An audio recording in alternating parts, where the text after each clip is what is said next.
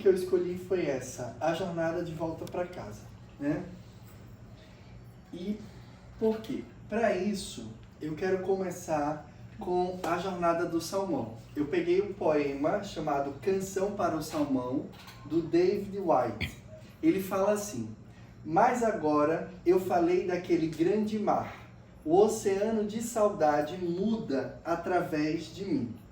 A abençoada estrela interna da navegação se move no céu escuro acima, e eu estou pronto como o salmão, jovem para deixar este rio, e abençoado com a fome de uma grande jornada, a da maré alta. E aí o que é que eu trago com esse tema? Quando ele fala a fome de uma grande jornada, é essa fome que nos une aqui hoje. A busca de reconhecer quem sou eu, né? Como eu irei viver nessa terra, né? Quem eu quero ser, percebe? Então essa fome de uma grande jornada é o que nos une. E assim como o salmão em busca, né, do seu lar, através da abençoada estrela interna da navegação, que seria essa bússola interna, porque é a bússola interna que nos guia nessa aventura da vida, percebe? E quando a gente dá atenção para essa bússola interna, que seria a estrela interna da navegação, para o salmão, a gente quer o retorno a esse lar. Então, assim como o salmão, porém, nós não temos nem barbatanas, nem caudas, né? Nós sentimos esse anseio, né, de voltar ao lar. E essa volta para casa é o lugar do reencontro, é o lugar do encontro consigo mesmo, com o seu self. Então, quando ele fala busca por casa, a busca por casa, por exemplo, Van Gogh, quando ele estava no seu leito de morte, ele falou: eu quero ir para casa. A mesma coisa falou também um condenado à experiência de morte também. Quando esse condenado nos Estados Unidos, ele foi condenado à morte, aí ele falou a mesma coisa: eu quero ir para casa. A mesma coisa também Maria, de nome fictício que eu escolhi, totalmente presa nos vícios das drogas, da heroína, o crack, no seu leito, né, de morte também disse: eu quero ir para casa. Então, o que é a casa? Certamente a casa não é a casa que Van Gogh viveu na infância ou na adolescência. Uma experiência de vida conturbada, uma experiência de vida muito desafiadora. A casa, certamente, para esse, né, detento ou para Maria, não era a casa de tijolos que eles viveram, cresceram, mas é a casa no estado de ser, de lá. Percebe? Essa daqui é uma das pinturas do Van Gogh, né? Para quem não conhece o pintor holandês. E é aqui só uma simbologia mesmo para trazer o exemplo do detento. Então, quando foi questionado a Maria sobre o que era voltar para casa, Maria falou bem assim: 100% prazer, 100% sem dor, né? E isso é muito interessante porque é o mito do 100-100, que é exatamente o que a metodologia do Pathwork trabalha, né? A busca por uma vida sem dor, sem conflito e sem medo. Então esse mito do 100-100 nos leva a imaginar que é possível viver uma fantasia ilusória de que nesta vida, na Terra, eu iria viver sem dor, sem conflito, sem falta.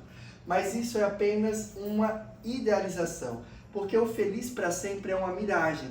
Assim como um peregrino que está atravessando o deserto e aí no seu lugar de muita sede sente, né, vê a miragem pelas sensações biológicas e pela confusão mental, vê aquela miragem, aquele oásis, aquele lago, né, aquelas palmeiras. Então é esse lugar da miragem do que serei feliz para sempre, percebe? E aí o que é que a gente hoje, no nosso contexto de hoje em dia, acontece?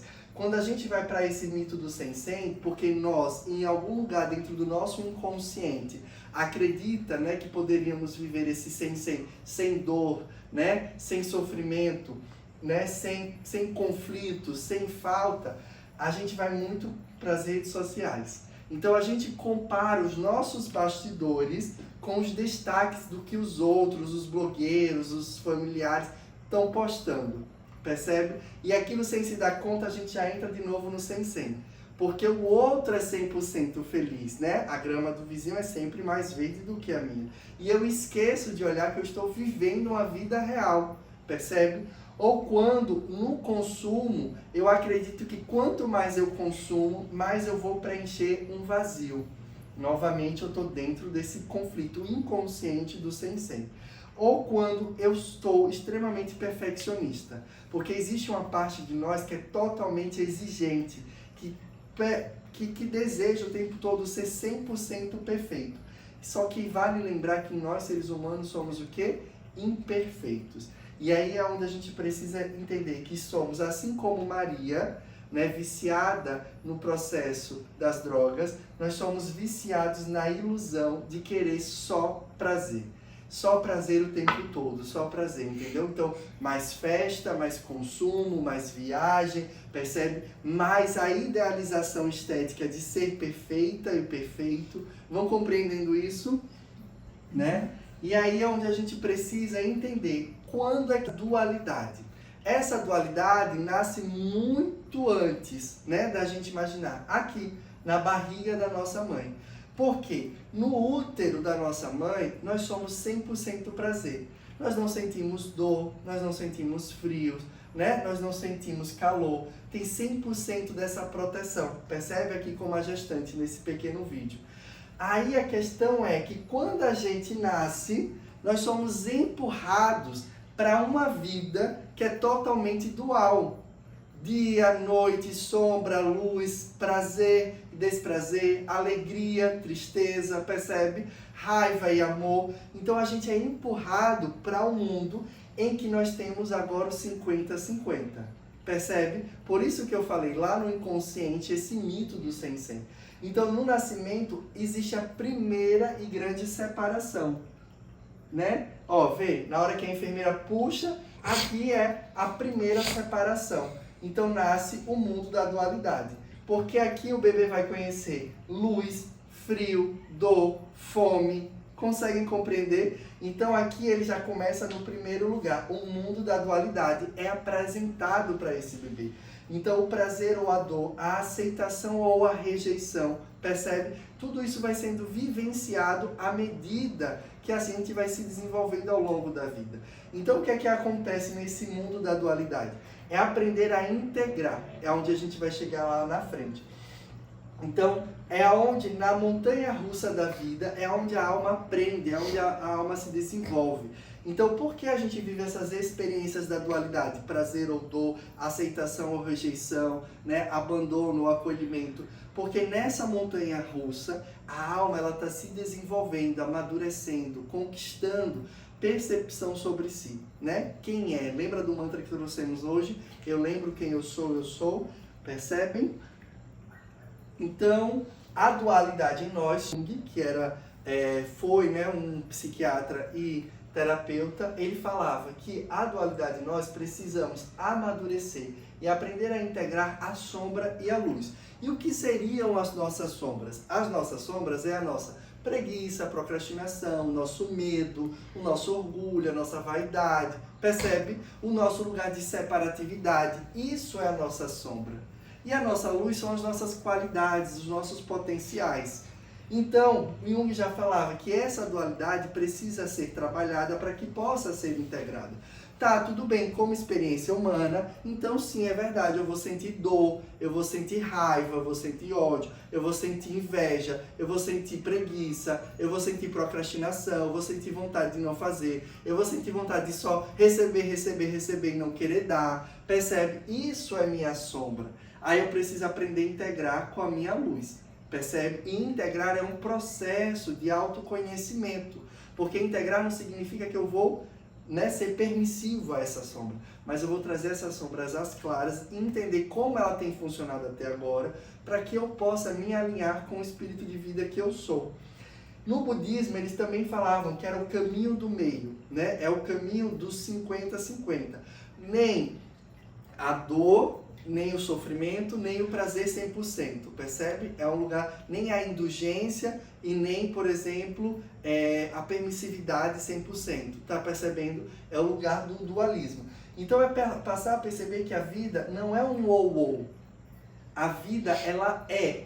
Como a vida é um contínuo, ela é ir. Ela é dor e prazer, ela é luz e sombra, dia e noite, ódio e amor, alegria e tristeza, percebe? Porque a nossa intenção, que até trouxe na palestra passada para quem estava, é até a gente poder transcender esse ir e apenas entender luz e sombra, ou luz sombra, dor, prazer, percebe? Apenas a barra. Mas isso é um processo. Se a gente já consegue perceber que vivemos na dualidade, porque a maioria da humanidade ainda vive na ideia do 100% e não consegue integrar a dualidade, já é um grande passo, um grande avanço. Se a gente começa a perceber que a vida é os dois ao mesmo tempo, já é um outro grande avanço, né? Então a vida é o prazer e o desprazer, a luz e a sombra. Então o caminho do meio nós precisamos conquistar cada vez mais. Seja com o autoconhecimento, com a psicoterapia, com os grupos, né, de trabalho. Porque eu entendo que quanto mais eu resisto à dor, maior eu aumento o meu sofrimento. Se eu for capaz de dizer para mim mesmo, né, tá doendo essa situação, tá difícil, e eu busco as possibilidades de suporte, de ajuda, eu começo a abrir espaço para entender que eu posso sustentar, né? Essa crise que me chegou e me atravessou, essa dor que está aqui conversando comigo, percebem? Então eu vou começando a entender, eu posso sustentar essa dor. É como a gente leva, né? Dá uma topada, não vai doer? Tem gente que vai entrar naquele vitimismo, né? Ai, meu Deus, chega, quebrou, inchou, né? E aí não pode nem pisar o pé no chão porque quer que todo mundo sirva a ele, não é verdade? Mas tem gente que vai dizer, porra, doeu. Mas aí vai fazer o quê? Vai cuidar, né? Não vai deixar de fazer suas funções, percebe? Entendeu? Porque não ficou imobilizado. Estão entendendo? É esse o lugar. É o que a gente trabalha na terapia como aceitação e compromisso. Porque o primeiro passo da nossa transformação é aceitar quem nós somos aqui e agora e como nós somos. E essa é a dificuldade, porque aceitar as nossas sombras, mas será mesmo que eu vou ser capaz de aceitar quando essas sombras vão se apresentando? É o primeiro passo para a transformação. Quando a gente aceita, a gente começa a fazer pequenos compromissos para a mudança. Por isso que se chama ACT, Terapia da Aceitação e Compromisso. Porque eu vou abrindo espaço para essas emoções difíceis, mas assumindo o compromisso. E assumir compromisso significa assumir o primeiro princípio, a primeira lei cósmica e universal, que é a da autorresponsabilidade. Então eu vou pegando pequenos passos de compromisso em direção a cada vez mais integrar a humanidade que eu sou. Vai ficando claro aí? Então a aceitação madura da realidade humana. E aí, por exemplo, quando a gente entra, né, nesses exemplos do dia a dia, no burnout, eu acredito que a ilusão do burnout é que eu tenho que ser 100% produtivo. Eu tenho que dar 100% o meu melhor a todo momento. Quando eu vejo, eu já estou numa estafa mental que eu não consigo mais produzir nada. Percebe? Já estou num adoecimento psíquico. Ou na crise da meia-idade. Quando chega a meia-idade, eu acreditei que o feliz para sempre não chegou. Por quê? O carro que eu queria, né? A casa que eu sonhava, entende? Ou seja, mas quais eram os reais planos para mim? Sempre foram planos para fora, a casa, a viagem, a roupa, percebe? E aí é o que a gente chama da crise da meia-idade. Tá, e eu? Né? Quais eram os meus planos de autorrealização? Entende? Por isso que é importante pensar, daqui a 10 anos, 20 anos, aonde é que eu quero estar? Como é que eu quero estar? Quem é o estilo de pessoa que eu quero ser para essa humanidade? Percebem isso? Então, os relacionamentos, quando a gente aceita, primeiramente, nos aceitamos como somos, temos a capacidade de aceitar o outro como é. E isso, somos o que? Seres inacabados. Então, muitas das tensões e dos conflitos, elas diminuem porque eu tenho a compreensão de que, como um ser imperfeito e o outro como um ser imperfeito, estamos em um processo de construção, de amadurecimento para esse processo. No tal, ele fala, né, que dentro da esfera branca ao ponto negro, e dentro da esfera negra ao ponto branco. Ou seja, os opostos, eles se equilibram. E é nesse equilíbrio que a roda da vida gira e vai girando cada vez mais rápido, né? Porque essa integração, ela está acontecendo. Vamos para casa. Eu gosto sempre da figura do herói, né? Do cavaleiro ou cavaleira, o herói ou heroína. E o que é voltar para casa? Voltar para casa é parar de fugir da vida. Quando eu paro de fugir da vida, eu abro espaço para entender qual é a realidade da minha vida agora, né? O que é que eu posso fazer com ela agora? E aí eu deixo de resistir à realidade que se apresenta e vou buscando as soluções que são possíveis, cabíveis para esse momento. Nisso eu reconheço que eu sou feito dessa luz e dessa sombra. E eu me torno totalmente, meramente humano. Porque essa é a grande experiência. O retorno para casa, nessa simbologia que a gente vem trabalhando desde lá do Salmão, né? É esse lugar do retorno para o seu estado de self. O estado que você é, aqui e agora. Então, se eu sou aqui agora, eu tenho que entender, poxa, às vezes eu sou chato pra caramba, entendeu? Às vezes eu sou uma pessoa insuportável, mas eu também sei que eu sou uma pessoa que tem qualidades e atributos divinos incríveis, percebe? Então, esse é o retorno para casa, porque eu estou vivendo a minha humanidade, que é essa minha única vida, porque eu só vou existir como Maquei nessa vida. Não vai haver outra vida, é essa vida aqui agora. Então, eu vou vivendo a realidade como ela se apresenta. Então eu aceito a humanidade e nessa aceitação da humanidade eu vou me aproximando cada vez mais ao divino. Porque o divino são essas fontes, essas leis, né, maravilhosas que regem todo o movimento de criação e movimento da vida. Não só no nosso sistema solar, mas em todo, né, o complexo aí do universo que a gente nem imagina como funciona e como é, né? Mas certamente é gigantesco, em paralelo de infinito, né? E esse retorno para casa, o que nos move é o amor, né? É o segredo dos pombos correios. Isso eu acho muito interessante, porque vocês sabem o que é que faz um pombo correio voltar para casa depois? Não é o magnetismo, não é a luz ou a questão climática, mas pelo fato dele ter sido nascido e criado no pombal, é a saudade do pombal que faz ele querer voltar, né? Isso é muito interessante, porque os cientistas passaram décadas pesquisando o que é que fazia os pombos correios viajarem. Isso a gente vê muito nos filmes da época medieval, né? Que eles usavam muito para acelerar as mensagens de um reino para outro, né? Porque por tropas de cavalaria demoraria muito. Então, os pombos carregavam as mensagens, levava até o reino que era necessário e depois voltava. E o que fazia o pombo voltar era o amor pelo pombal que ele tinha, a saudade. Então o que é que faz a gente ansiar, por exemplo, estar aqui numa sexta-feira à noite? É esse retorno para dentro da gente, para esse divino, para essa centelha que nós também somos, percebe? Então a saudade, então, não é a mente que nos vai levar de volta. Não é essa mente, né, agitada, essa mente que traz tantas confusões e conflitos que vai nos levar de volta ao divino, à centelha divina. Mas é o amor pelo lar interno. Por isso que o autoconhecimento é tão importante. Porque a gente vai, o quê? Se maravilhando com esse desnudar cada vez mais profundo da gente. Percebe?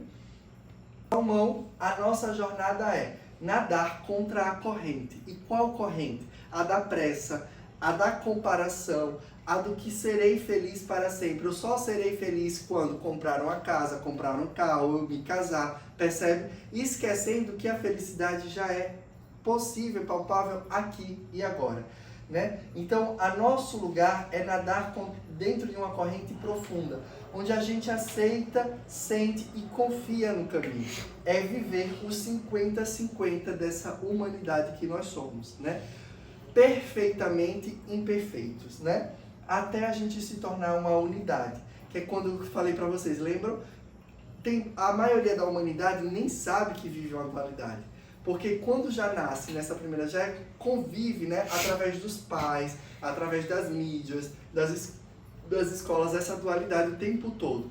Mas o nosso passo aqui já é entender, vivemos em uma dualidade, como integrar essa dualidade e como estar inteiro manifestando-se nessa dualidade.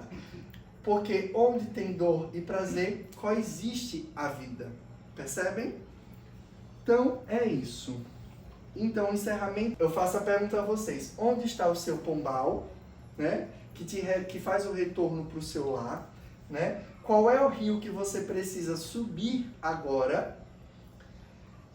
O salmão, ele sabe que vale a pena, né? Se aventurar pelo mar para encontrar o seu lar. Então, a nossa tarefa é lembrar para onde nós estamos indo. A jornada de volta para casa, a jornada de volta para dentro. Tá bem? Gratidão e uma boa noite para vocês.